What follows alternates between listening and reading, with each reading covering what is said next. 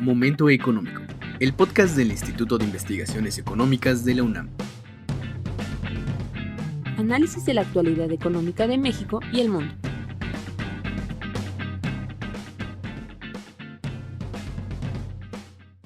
Hola, soy César Salazar. En esta cápsula analizaremos las perspectivas económicas para 2023. Bienvenidas y bienvenidos, y gracias por escucharnos.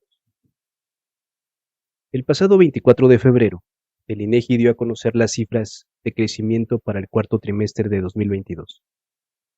De acuerdo a la información que se difundió, el Producto Interno Bruto creció al cuarto trimestre 0.5% respecto al trimestre previo en cifras ajustadas estacionalmente, lo cual nos permite hacer comparativos entre periodos. También nos da a conocer que el crecimiento del Producto Interno Bruto fue de 3.7% respecto al mismo trimestre del año previo, es decir, de 2021, y que en términos de sectores económicos, las actividades primarias crecieron en ese mismo periodo, es decir, del cuarto trimestre de 2022 respecto al cuarto trimestre de 2021, en 6% las actividades primarias, 3.2% las actividades secundarias y 3.7% las actividades terciarias. En suma, con la información que ya tenemos de los 4 trimestres de 2022, el INEGI da a conocer que el crecimiento económico durante todo el año, durante todo el 2022, es de 3.1%. Esta cifra es relevante, es una cifra que está por encima de lo que en general los analistas económicos, bancos o instituciones financieras e internacionales habían pronosticado para nuestro país. El 3.1, de hecho, nos permite alcanzar los niveles de producción que habíamos tenido previos a la gran contracción económica que padeció el país durante el 2020. Es una cifra, además, hay que decirlo, que se ubica por encima del crecimiento promedio de la economía mexicana en las últimas décadas. 3.1% es una buena cifra de crecimiento económico. Además, las buenas noticias respecto a indicadores económicos se han mantenido.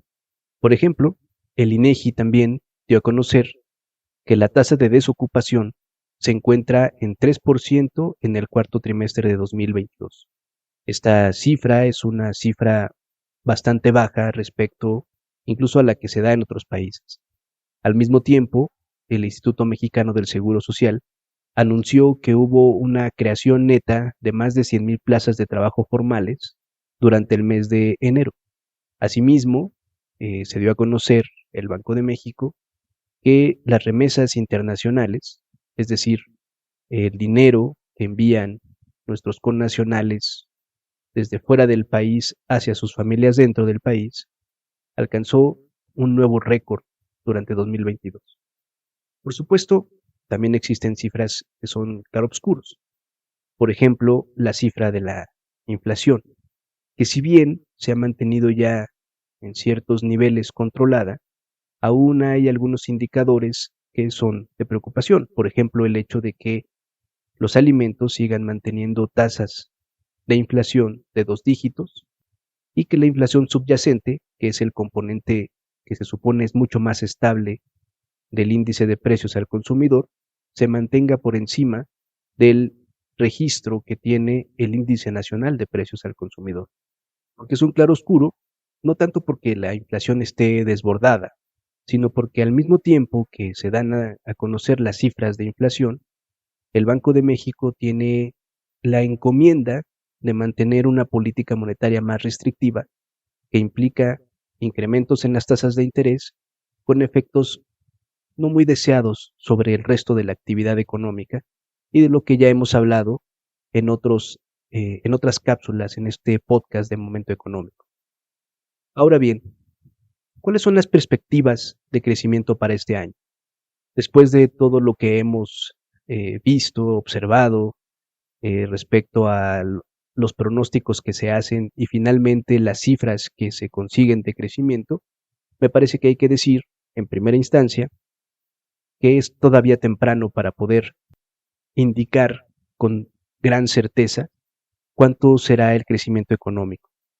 Ahora mismo solamente tenemos ciertos pronósticos que se delinean a partir de hechos concretos que aún no son lo suficientemente significativos como para poder pronosticar con mayor certeza cuál será el dato de crecimiento económico para 2023. Lo que sí sabemos es que la mayoría de los analistas y instituciones financieras piensan que el crecimiento económico será alrededor del 1%, por encima del 1% en este año. Probablemente la gran excepción es el Fondo Monetario Internacional, que en su última revisión indicó que el crecimiento de la economía mexicana para 2023 sería del 1.7%. Este dato, por supuesto, es un dato que, aunque tendrá que materializarse, sí nos indica cierta preocupación, cierta incertidumbre sobre la perspectiva de crecimiento económico para este año. Una nueva reducción en la velocidad de crecimiento de la economía mexicana significaría, por supuesto, una menor creación de empleos y, en última instancia, con menos empleo, con mayor incertidumbre sobre la ocupación en este país, sin duda que el bienestar de la mayoría de los mexicanos se vería comprometido. ¿Qué falta? ¿Por qué en general se piensa que la economía mexicana podría apenas tener un crecimiento de un 1% cuando venimos de tener un crecimiento por encima de lo que se esperaba y además con ciertos indicadores económicos que parecen contundentes hacia un buen desempeño económico? Lo que los analistas miran son distintos riesgos. Por ejemplo, el que ya comentaba también, que es que no se espera que el Banco de México pueda tener una política monetaria más laxa. Mayores tasas de interés implican necesariamente al sector privado mayores tasas de interés en sus tasas de crédito y al mismo tiempo le significan al Estado mayores tasas de interés a las que puede contratar su deuda y por lo tanto un mayor costo de deuda, lo cual impacta sobre la hacienda pública, haciendo crecer el costo de la deuda. Otro elemento que también se mira es las perspectivas económicas para Estados Unidos. Si bien es cierto que Estados Unidos ha mantenido un mercado interno muy dinámico, una creación de empleo impresionante que ha llevado su tasa de desempleo a niveles sumamente bajos, hay mucho resquemor por el futuro ya de mediano plazo, si no es que de inmediato, de su actividad económica. Todavía hoy, con los buenos indicadores que tiene, hay muchos analistas económicos que estiman que la economía estadounidense podría padecer una ligera recesión o, en el mejor de los casos, una importante desaceleración de su crecimiento. Esto, dado nuestra cercanía comercial, es una mala noticia para nuestro país. ¿Por qué? Porque simplemente parte del crecimiento que experimentamos hoy no podemos negar que se debe también a un incremento de la actividad comercial entre nuestros países, entre México y Estados Unidos. Pero a mí me gustaría poner también sobre la mesa el que hoy día aún no nos hemos recuperado completamente en términos de inversión y que mientras una economía no tenga la capacidad de acumular capital para crear un mayor nivel de empleo digno, simplemente esta economía no será capaz de crear condiciones de crecimiento sostenido en el corto y mediano plazos. La información que tenemos disponible hasta hoy da cuenta que la formación bruta de capital fijo, es decir, la inversión privada, no ha alcanzado los niveles que tenía previos a la crisis de 2020. Y por otro lado, la formación bruta de capital fijo pública, es decir, la inversión pública, ha mantenido tasas de decrecimiento, ha mostrado una tendencia decreciente desde 2009. La inversión pública se ha reducido significativamente y no ha acompañado en ningún momento incrementos en la inversión privada.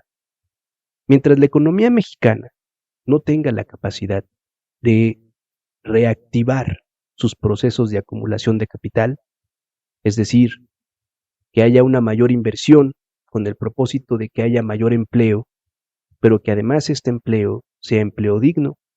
No podemos esperar que la economía mexicana transite hacia tasas de crecimiento más elevadas.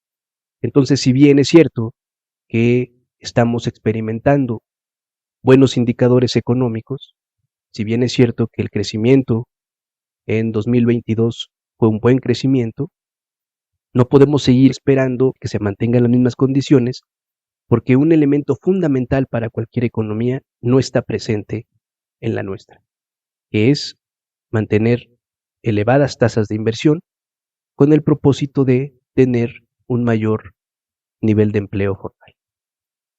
Por el momento eso es todo, nos despedimos y los esperamos en nuestra próxima cápsula. Muchas gracias. Momento Económico, el podcast. Es dirigido y producido por el Instituto de Investigaciones Económicas de la UNAM. Dirección ejecutiva, José Manuel Márquez. Dirección académica, César Salazar y Mildred Espíndola. Dirección técnica, Victoria Jiménez. Producción técnica, Eduardo Martínez. Locución, Hanna Posadas y Eduardo Martínez. Reserva de derechos al uso exclusivo del título en trámite. Las opiniones expresadas por los autores no necesariamente reflejan la postura de este podcast.